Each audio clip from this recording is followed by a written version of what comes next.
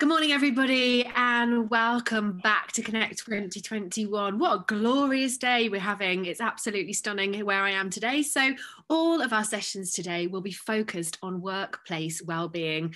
I mean, sunshine is the first place to go for wellbeing, isn't it? But first up, we have a product demo from Go Vox. Wellbeing is a leading global wellbeing and mental health support platform embraced by a range of organisations, from teams of 20 to organisations of over 30,000 people. Go Vox Wellbeing builds on social media behaviours and culture to help connect, identify and support users, enabling their leadership and support to prioritise the conversations that really matter. Go Vox CEO Richard Lucas will be presenting the solution live, and then he'll be answering your questions after the demo. So make sure you put these in the Q&A box at the top right-hand corner of the screen. I'm really looking forward to this presentation. So without further ado, Richard, it's over to you. Thanks, Jo, and good morning, everybody. The sunshine is certainly out, but with that also comes a huge dose of hay fever for myself. So I'm now regretting taking on the daunting task of doing this live, but I'm sure you'll all bear with me. So welcome to the Go Vox product demo.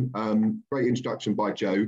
I'm going to share my screen in a second, just so you don't have to continue to look at my puffy hay fever eyes.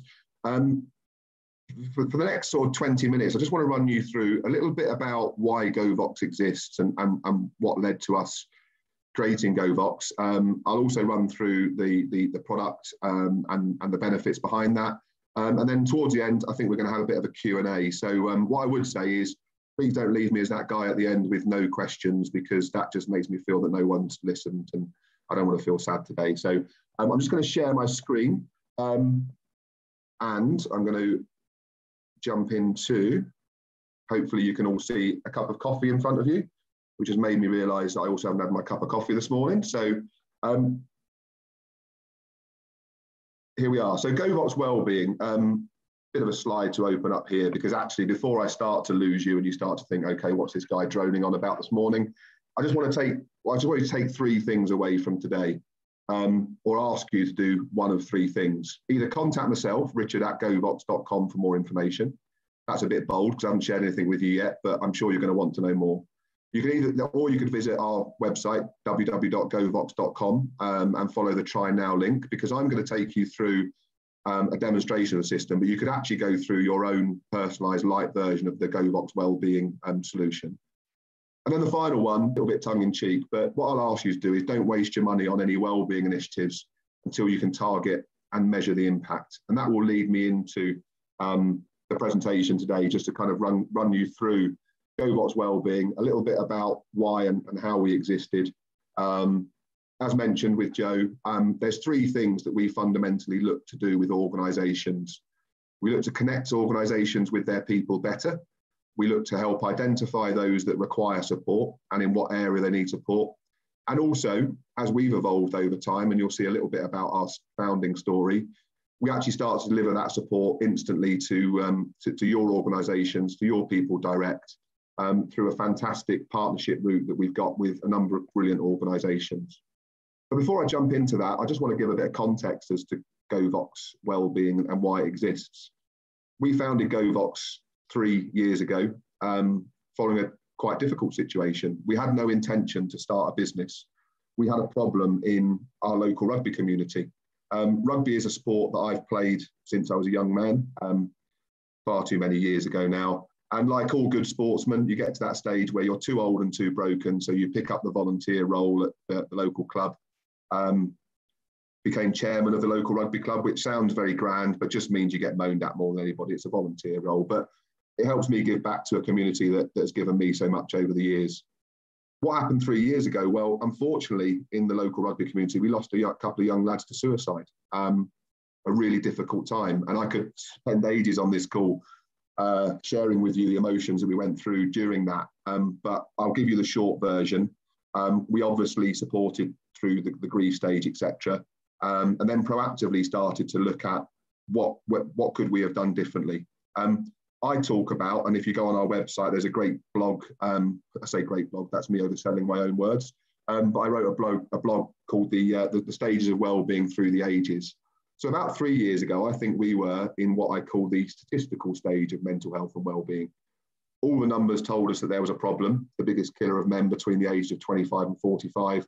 Organisations were having increasing challenges around people struggling with their mental health, increased absences, etc. But if I'm really honest, and in a really embarrassing admission, my personal approach to mental health and wellbeing up until 3 years ago could probably be summed up with the phrase, man up. Everyone has a bad day, mate, get over yourself. Now, that sounds quite harsh. I flavour that with the fact that I went to an all-boys school. Rugby is a male-dominated sport. I worked in a male-dominated environment. So although I'm incredibly embarrassed about kind of admitting that, it is a product of our time. And I think a lot of people, when we talk to them, they do reflect on that as well. But 3 years ago, we were faced with those statistics becoming a reality. And when we started to talk and research out with other organisations, unfortunately, we found that we weren't alone. And one is too many, but there were too many instances of people, not just men, getting to the point of personal crisis. So our founding story starts around suicide and mental health. Our solution actually focuses around happiness and engagement and connectivity and bringing people closer together. Because when we started to look into and lift the bonnet on what was going on in organisations, in schools, in the workplace, in sport, the gap that we identified wasn't the support, because the support was brilliant. And 3 years on, it's even better. You'll be going through some talks with people during this particular conference around some fantastic wellbeing support, mental health first aider training, and people really understanding that we need to start to focus on people's minds as well as their bodies to be the best version of themselves and support them through.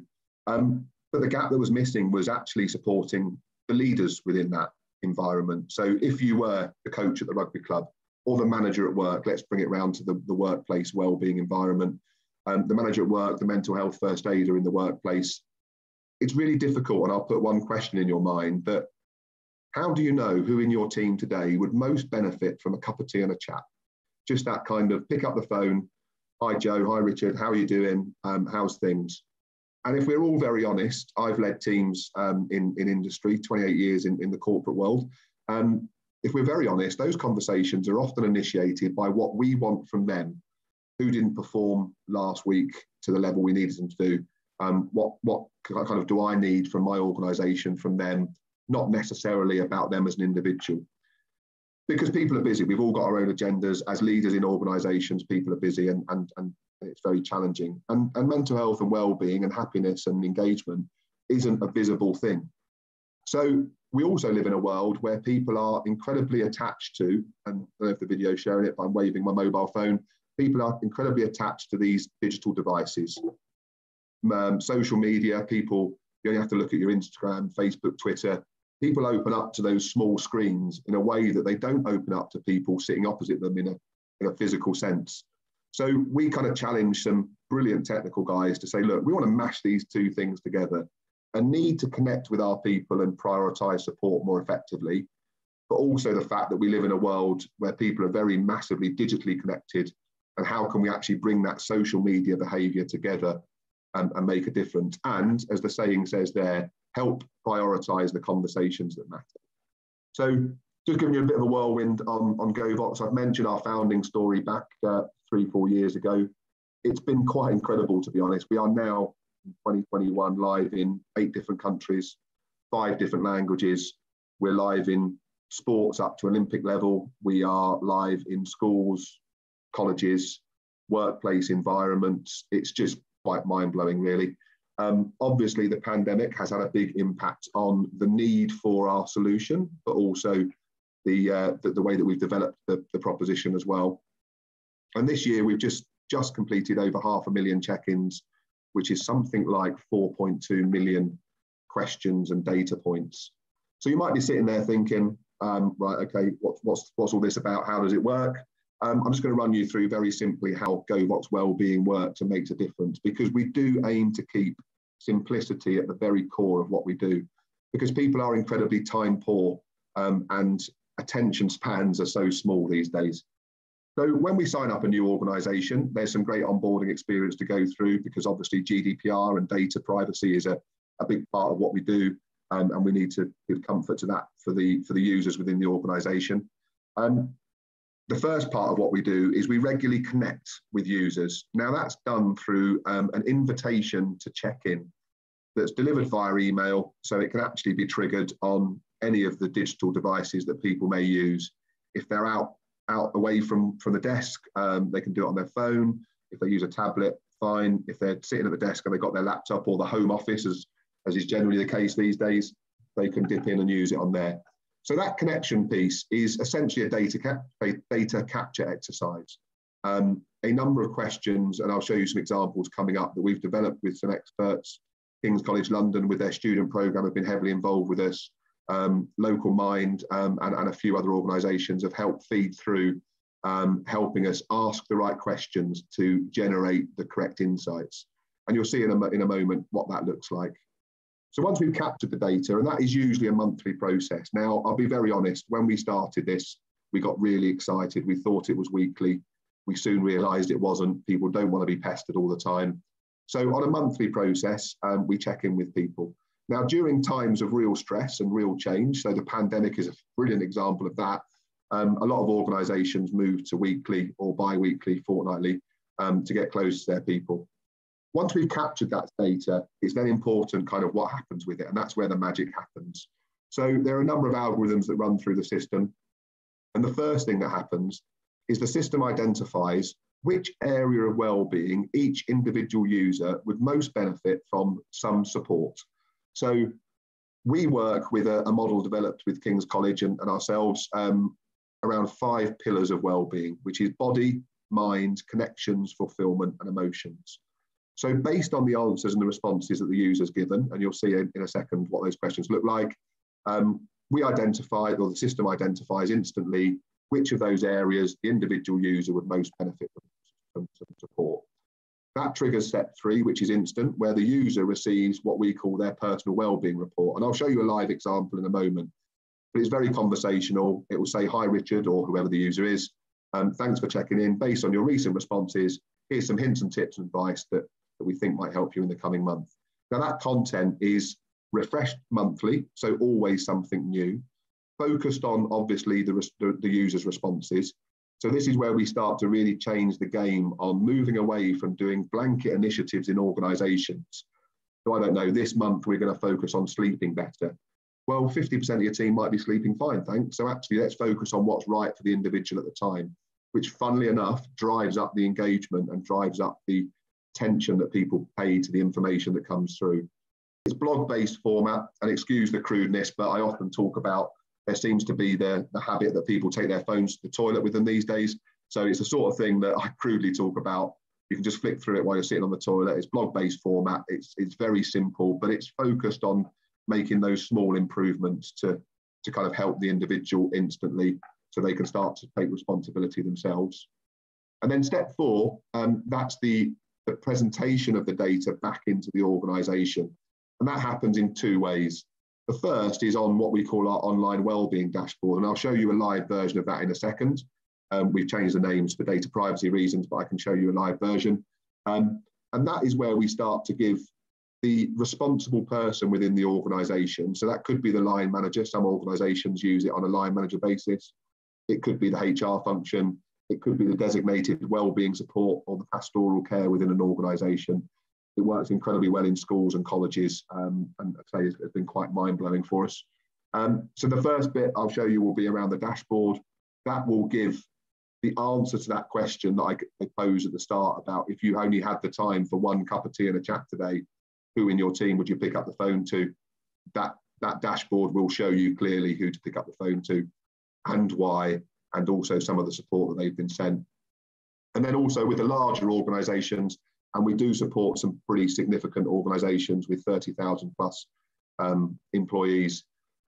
We also have a global data view, which is a bit more around the trends and kind of the over time kind of view of things, helping shape those ongoing proactive wellbeing initiatives. So I'll just flick through again a couple of slides. I'm going to move off of the slides in a moment and go to a bit more of a dynamic view, but the wellbeing check-in, here's an example of some of the questions. they're designed not to interrogate people. They're designed not to drive worry into people. But they are designed just to scratch the surface on some of the potential issues. So these aren't all of the questions. We've got quite a pool of questions. And when we start with any new organisation, we like to do it quite humbly. We know what works in organisations like yours, but we don't know your organisation like you do. So we would share a suggested set of questions, and then we would work together to refine that. One of the things that we've found, and we're sort of 2 to 3 years into being live with this now, and we've got a fantastic retention rate. North of 90% of our clients continue to use us year on year. We challenged ourselves on whether we'd have to change the questions regularly, because would people stop engaging with it? And actually what we found is that over time, the engagement starts to increase slightly, because people see, they get used to it, and they see that the support's coming through, and they also see the overall happiness of their organisation improve. So things rarely bother me. That's a great question in there. We're not asking people, do you suffer from anxiety? Are you feeling anxious? But we are starting to scratch the surface in a very conversational way around that. And you can see across there, I won't read them all out, but there's an example of a potential check-in there. The personal wellbeing report, I will just flash over this slide because I've got a live view to show you in a second. But this is once the user's checked in, the magic happens on the systems. I'm not a technical guy. I can just about work this presentation, but the technical team are absolutely fantastic. And the algorithms identify what support's needed by individual and then points them to the right content, which is always refreshed. And then the online wellbeing dashboard, again, I'll show you a live version of that moving forward. We are blessed to be supported by a number of significant partners in what we do. One of our big moments or 2 big moments of wow for us were when we went to speak to our local Mind organisation in the early days for a bit of validation around what we're doing, because we are not mental health experts, they are. Halfway through the conversation, they kind of stopped us and said, this is fantastic. We've got people that work for us and they deal with some very difficult conversations during the week.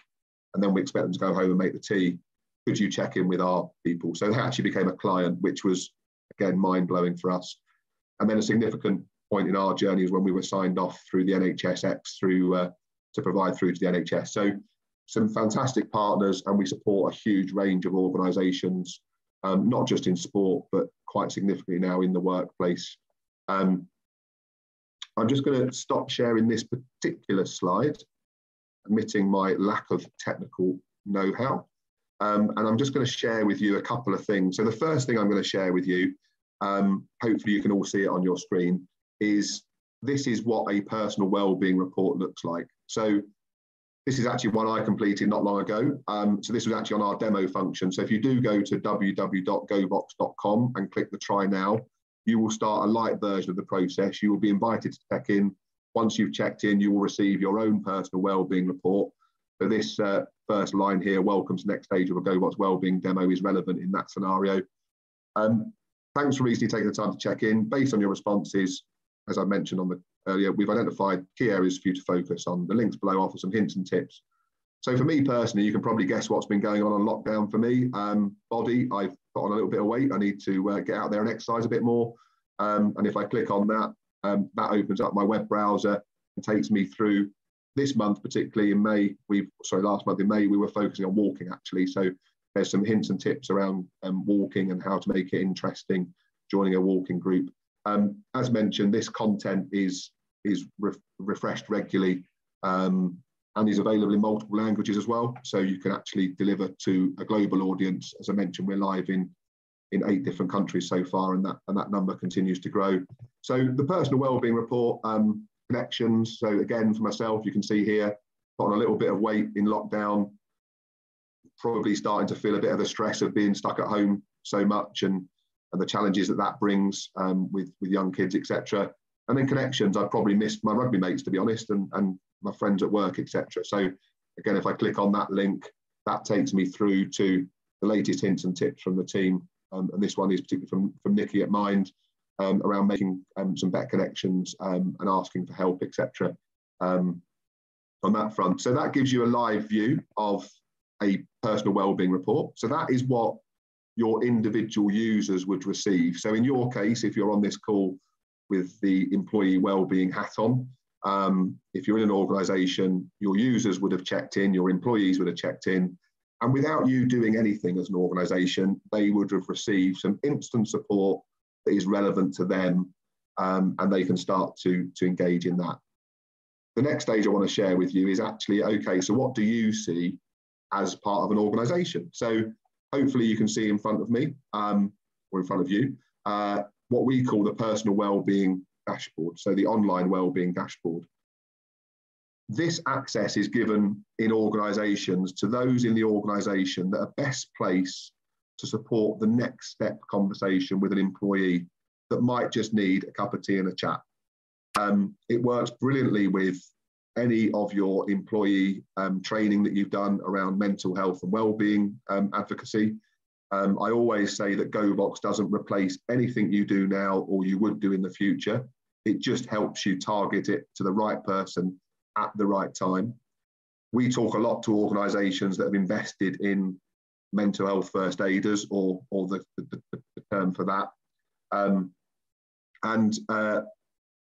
Different to physical first aiders, if someone in your organisation has taken the time and investment to be trained as a physical first aider, they can see when someone needs them. Someone trips up and bashes their elbow, right? They're now in, and they can support up to a certain level of training.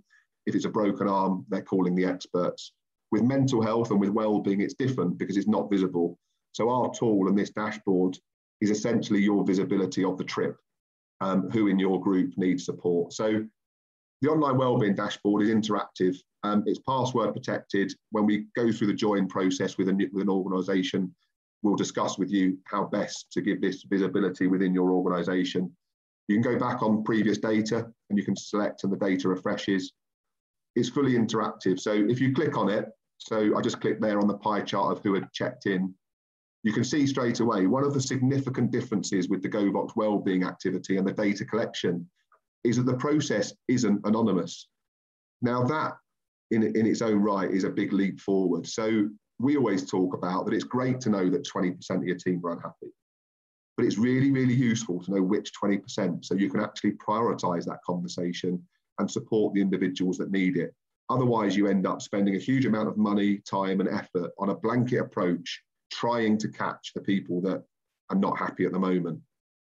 That also triggers a concern with organisations, and I'll be honest, that they say, oh, actually, people are a bit nervous about anonymous surveys. They'd like to be anonymous. What we've found is that we have an engagement rate of over 60 to 70% with organisations. People don't mind that it's not anonymous. The noise that they make around the, I don't know, the annual employee engagement survey or the pulse surveys that go out is they just don't trust that it is anonymous. And that's when they make the noises around, oh, actually, you can see what I've said, etc. Because the wellbeing check-in is about individuals asking questions about them, people want you to see their responses because they want the support when they need it. So I'm just going to flick through here because we are running a bit tighter on time. But you can see who's checked in. It's fully interactive. You can importantly see who hasn't checked in. That could be because they're on leave. It could be, do you know what? Some people just don't trust technology, and that's fair. I've kind of learned over the growing pains and experiences that we've had with Go Vox. There's probably about 5-10% of the population that are a little bit scared of technology. They probably think my phone's recording us sitting here, even though it's idle on the side, and that's fine. It's not for everybody, but it will hit a huge number of your teams. And this is where we start to get the insights that make a difference. So red flags, this part of the dashboard, which I'm just scrolling on here, as you can see on the questions that have been asked, and this is an example, this actually is a live example that went out. We've just changed the names for data privacy. So I feel I have a good support network around me, either friends or family. So we're not asking somebody, do you feel lonely? But we know that loneliness is a big driver of mental health and wellbeing challenges. 14 people in this group at red flag. So if I click on it, I can see who that 14 people are, and I can start to build a picture around my group. I'm going to flick through it very, very quickly. I would invite any of you to contact me directly for a live demo or a conversation, but you can see I feel trusted to get on with my job. 7 people in this group, 4 of them have strongly disagreed with that statement. So there's a conversation to start to have. Just scrolling down to the happiness score bit, this is the one bit in less than 30 seconds, you will know in your team. In this particular example, the name is made up, but Lee Watson, If we click on Lee, we can see all of his answers. He is the least happy member of the team. So do you know what? I can only afford that time for one cup of tea and one chat today. I'm going to pick up the phone to Lee. By clicking on Lee, I can see his answers. So before I start a conversation with him, I know where his head's at. And actually, if I scroll down, he also left a comment, because the last question gives the ability to leave a comment. And if I scroll down even further, this really helps organisations. I can see the latest hints and tips that have been sent to the individuals via the personal wellbeing report. So I can pick up that conversation in the right way. And if I click over here, and I am scooting through this at 1,000,000 miles an hour, so apologies, but we've only got 5 minutes left. I can actually see that Lee has been sent that information himself. So I'm going to stop sharing my screen because I'm going to need to move to some questions and answers. But that is a whistle-stop tour of Go Vox Wellbeing, a little bit about why we exist and our founding story, a lot about what it does and how it all works. And I guess the bit on the end that I'll probably give to you is the benefits behind it. So we do see that organisations become at least 10% happier in the first 3 months. And we do see significant reduction in absence, improvement in presenteeism. And actually, you just need to go on our website to see some of our client testimonials around what happened. So that's it. I think we've got 4 minutes left. And thank you for the prompt, Rachel, on the thing, because I was, as you can probably guess, it's a story that I never tire of telling. So I've managed to survive without sneezing. So over to the floor. Joe, I don't know if you run the Q&As. I do run with the Q&A. Well, Richard, thank you so much. You don't look fever ridden at all. We hope that you're enjoying the talks, everybody, and we've had loads of questions come in that we might not have time to answer all of them, but what a fantastic initiative and such a valuable resource, Richard. Like, thank goodness the world needs it so much right now. I'm going to crack straight on and see if we can get maybe a couple of these answered, and like Richard said, if anything is desperately needed to be answered, you can get in touch with him directly, either via the platform or direct. So do you think mental health, or speaking about mental health, is particularly an issue for men, as that man up you talked about before attitude pervades? Honestly, yes, but it is changing. I mean, I have to reflect on myself 3-4 years ago. I do feel embarrassed that I was a leader in sport, but also in the workplace as well.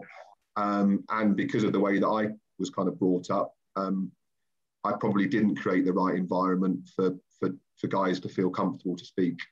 I tell you what does happen though, when you do create that environment, wow, you get some absolute people want to talk. My rugby WhatsApp over the lockdown, I mean, what a support group that was. I mean, there'll be some nonsense in there that I wouldn't want to share with any of you, but do you know what? Guys that have been moved close to London, because we're about 10 miles north of London, for a job in the city, and then suddenly they're 18 months stuck in a one-bedroom flat with 4 walls. So yeah, it is a challenge, but do you know what? We have a responsibility to create an environment where they feel comfortable to talk, because it makes a huge difference. Well, good on you. You've got to be the change that you want to see in the world, haven't you? And it's really, really fantastic to see you going through that journey, but also to be able to project and help people along the way in such a massive way. So well done you. So have you had to adapt the platform to meet the demands of an increase in remote working? If so, what changes have you made? So actually, we haven't had to adapt the platform, because never waste a good crisis is what they say, isn't it? But actually, as you can imagine, it's a brand new product and a brand new approach to things. So I'll be very honest with you, organisations were taking a bit of time to think, do you know what, this is not like we currently buy this, now you're going to sell us this for cheaper or better or whatever. It was kind of like, wow, this is something new. But the pandemic, people moving from the office to their home bedroom, the statistics of some terrible stuff, domestic violence, etc. Most of our views of our teams are these little screens now, and nobody knows what goes on when you drop that screen behind it. So we didn't have to change much on the platform, although the personal wellbeing report is a new addition this year. But the interest and the benefits kind of went through the roof, and the pandemic kind of did our selling job for us. So we haven't had to adapt too much, but it's just made it stronger And for the price of a cup of coffee a month, I mean, we would all buy everybody a cup of coffee to make them feel better a month. That's the sort of price. So two things happen when I talk to organisations of all scales about Go Vox Wellbeing. The first look on their face is, crikey, this is going to be expensive. And at £1.50 a month per user, and even less for the larger organisations, that's not expensive.